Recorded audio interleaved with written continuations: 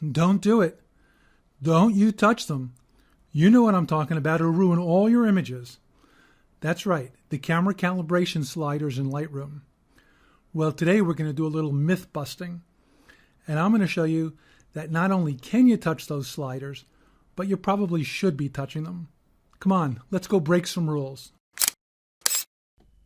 So here we are in Lightroom, and the camera calibration sliders in the Develop module are right down here at the bottom.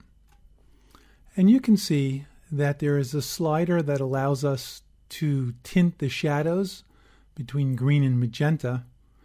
And then there is a hue and saturation slider for each of the red, green, and blue primary colors.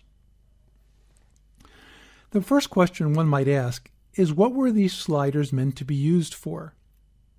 Originally, they were meant to be used to make micro adjustments to a camera's color output in order to get accurate color representation. At the most extreme, one could take a photo of an X-Rite color checker, which contains patches of very specifically defined colors in terms of their RGB values, and then use software to make a color correction algorithm that adjusts these sliders so that the X-Rite colors in the photo you took match the known RGB values of each of the colors. This would allow the camera in question to output accurate colors across a very wide color range.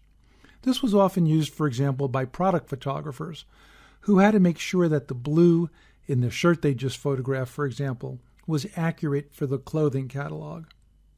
But the majority of photographers not only don't need that degree of color accuracy, we actually change the, quote, real colors using the color temperature, saturation, and vibrance sliders, to name a few, to suit our own liking, because we're trying to make art, not produce clothing catalogs. So let's see what these sliders actually do before seeing how we can use them creatively. So the first thing to know is that adjusting any one of these sliders here in the camera calibration panel will change the color of all the pixels in an image. What do I mean?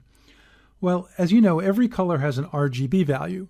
So red, for example, has the highest R value, but even say green or blue has some red value to it.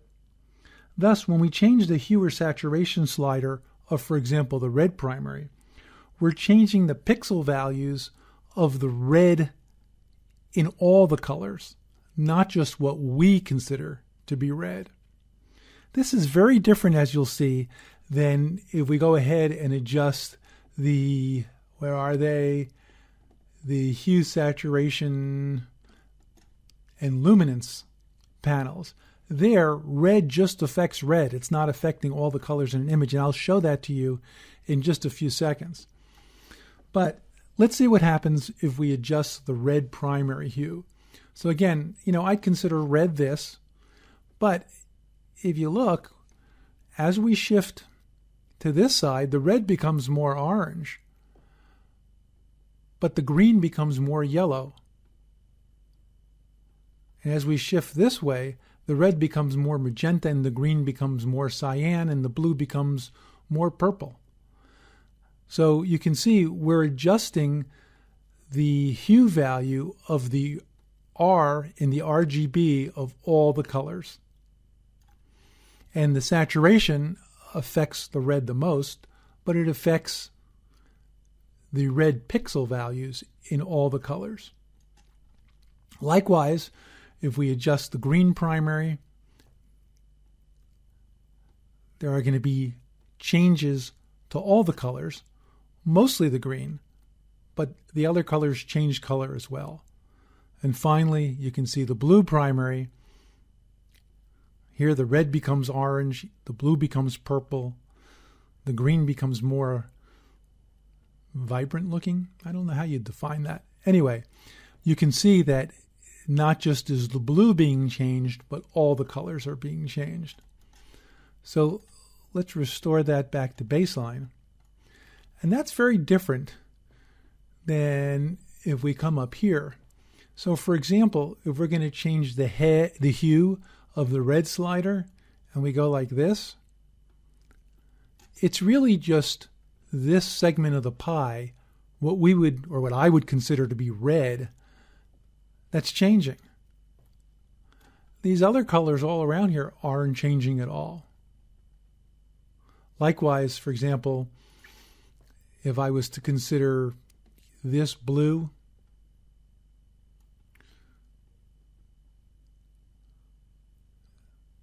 it's really the blues that are changing, and perhaps the edges of the blues, but the greens and reds are really staying the same. So the effect that you get by adjusting hue, saturation, and luminance sliders are very different than what happens when you adjust the camera calibration sliders. The camera calibration sliders, in a sense, can give your image more of a specific look, or color grading in a sense, more of a different look really than if you just adjusted the hue, saturation, and luminance sliders for any specific color. So now that we know what these sliders are actually doing, let's have a look at how we can use them creatively. There's really two main ways. The first is creating a look, and the second is gentle tweaking of the colors. So a few weeks back, let me pull this up, I had made a video about using Adobe Capture to make your own looks using color lookup tables. And I'll put a link to that video up top. At the extreme, the camera calibration sliders can also be used to create looks. Let's see how, using the same image, it was a composite that I had put together that I used from that original video. So here's the image, and using the camera raw filter, I made this look, which gives the image decidedly purple overtones. Now this is a good place to stop and remind people that you can use anything in Lightroom, any of the sliders in Lightroom, including the camera calibration sliders in Photoshop, simply by merging your image to a layer and then going up to Filter, Camera Raw Filter, and that will give you the opportunity to use all the sliders, because the processing engine in Camera Raw is the same processing engine as in Lightroom. So in this particular case, I actually made this into a smart object so that I could reopen it and show you exactly what I did here to get this look. So these are the changes I made in the camera calibration sliders in Camera Raw. They're the only changes that I made. Now, most of the image is blue, and so even though it's going to affect all colors, the bigger changes, the biggest changes, will be to the blues in the image. And that indeed is the case, but as I move the blue primary hue slider, look over in the foreground and you'll see there's some pretty significant changes there as well. So let's take a look here. If we make changes to this way, it becomes more magenta. Here it becomes more cyan. But look, there's changes in color in the non-blue portions of the image, or not what the portions of the image that we wouldn't necessarily call blue, but obviously there's blue in them. So by changing these sliders, I created what is essentially the same result as having a color lookup table. And again, here is the image with the look applied using camera raw filter and the camera calibration sliders, and without. So one's not definitely better than the other. It's just that there's other ways to express what you want in the image, and using looks is a way to do that. So making a look is the first thing you can do. And as I mentioned, the second isn't so much creating a look as it is using these sliders more sparingly to just tweak colors where you want them to be. So let's have a look at that. So we're back in Lightroom now, and recently I was out shooting in an area where the blazing star flowers bloom every year at the end of July. They're the purple ones. I've been really shooting there for years, and this time I wanted to make something a little different. And so I made this 9-image multiple exposure in camera. And it expressed to me the feeling of being out there among all these flowers. This is straight out of camera. And what I wanted to do was to make the blazing stars stand out more and give them more of a magenta color.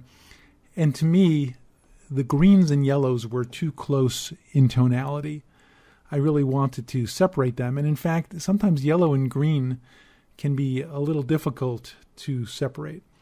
At any rate, my first go was to give it a try using the more classic Lightroom sliders. And I was able to come up with this version. And I think that is better, or I shouldn't say better, it's more along the lines of what I was thinking, but there still isn't a good separation of green and yellow. And the blazing stars don't stand out quite as much as I would have liked them to, although it's getting there for sure. By taking this version and then tweaking it with the camera calibration sliders, I was able to get this, which is really far more along the lines of what I was thinking of. Let me show you very briefly what I did. You can go to the Develop module, and down here in the camera calibration segment, I gave a magenta tone to some of the shadows because the blazing stars were darker, and I changed the red and the green primary while leaving the blue primary alone, and was able to get this result. Again, it's not necessarily better, it's just what you're aiming to try to do, and sometimes using those camera calibration sliders can really help to get you there. And it's not so much of an answer as it is a way to experiment. So don't be afraid of the camera calibration sliders. I mean, it's fun to go in and experiment with what they're going to do with the colors in your image. It's really an experimental process. It's not like you can go in and say, oh, just move this slider. You have to play with them and see what happens. And of course, the nice thing is that it's all reversible. Well, I hope you found that tutorial useful and that you'll consider experimenting with the camera calibration sliders in Lightroom if you weren't doing so already. I'm Howard, and my channel is all about introducing viewers to photographers who inspire, to discussing all sorts of photographic topics, and to enhancing creativity with Photoshop and printing tutorials. And if those topics sound interesting to you, I would certainly appreciate your support by having you click on the subscribe button below. We'll see you next time.